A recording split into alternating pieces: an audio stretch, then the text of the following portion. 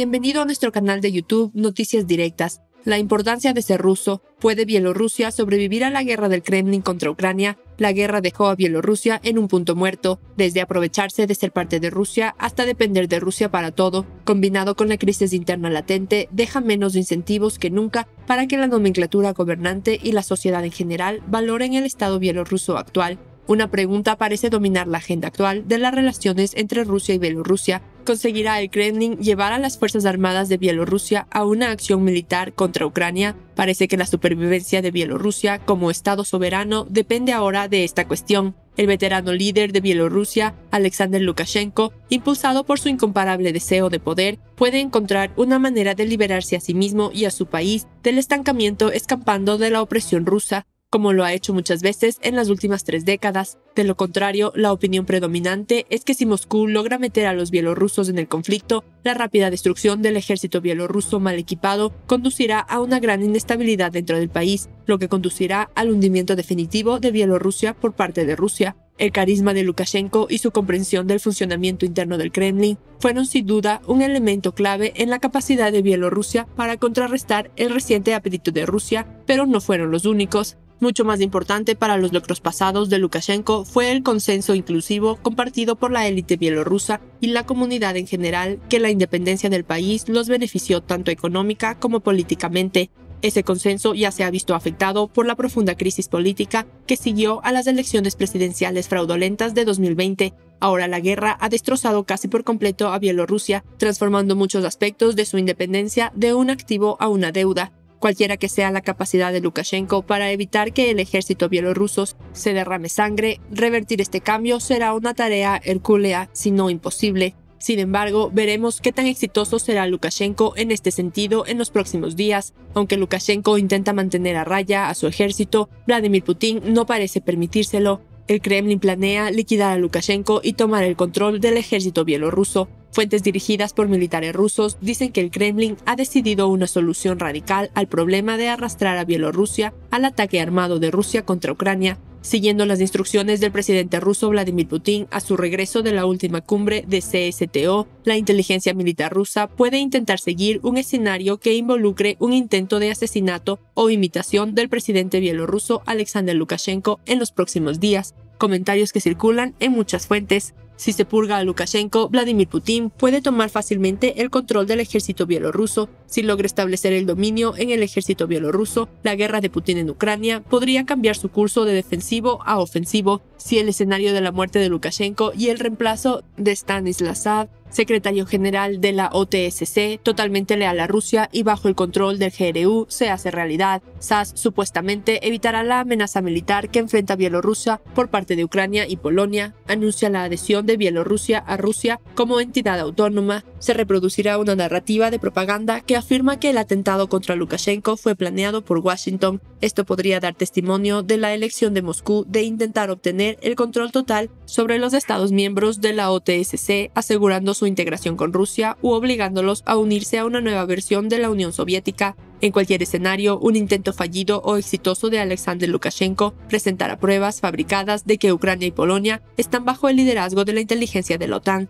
lo que proporcionará un pretexto formal para una mayor participación de Alexander Lukashenko. Bielorrusia continuará maniobrando mientras impulsa aún más la retórica antiucraniana y antioccidental, evitando la confirmación de la participación directa de su país en las hostilidades de suelo ucraniano.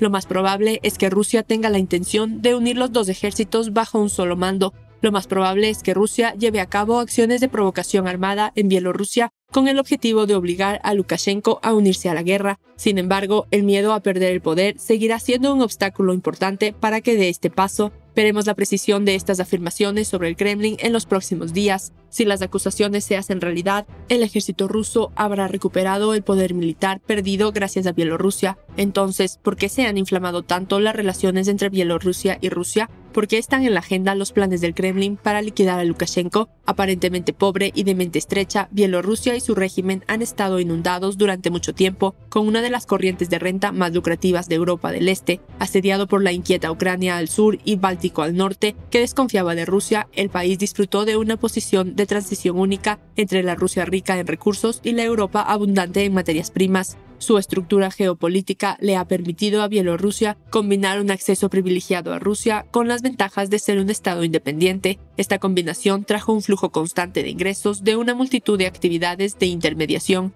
desde la reventa de productos diversos y el cobro de peajes hasta la evasión de impuestos y el contrabando controlado por el Estado. En ocasiones Moscú hizo intentos poco entusiastas de frenar los ingresos grises de Minsk y redirigir el dinero al presupuesto ruso, pero fueron reemplazados tan pronto como desaparecieron las oportunidades de búsqueda de renta. Los esfuerzos del Kremlin para reunir a los antiguos estados soviéticos en una unión aduanera, las guerras comerciales y marítimas con sus inquietos vecinos Ucrania y Georgia, y los intentos de contrarrestar las sanciones occidentales mediante la prohibición de alimentos y otras importaciones de Europa continúan creando nuevas vías para el arbitraje en Bielorrusia. Una mirada a las principales fuentes de ingresos de Bielorrusia es suficiente para comprender el punto de inflexión en los cambios políticos y económicos en el país debido a la invasión de Ucrania por parte del Kremlin. Considere el aspecto más lucrativo del legado soviético en Bielorrusia. Las dos principales refinerías de petróleo de Novopolotsk y Mosir durante casi 3 décadas, Lukashenko ha resistido los intentos de los magnates rusos de apoderarse de ambas instalaciones, manteniéndolas bajo control estatal.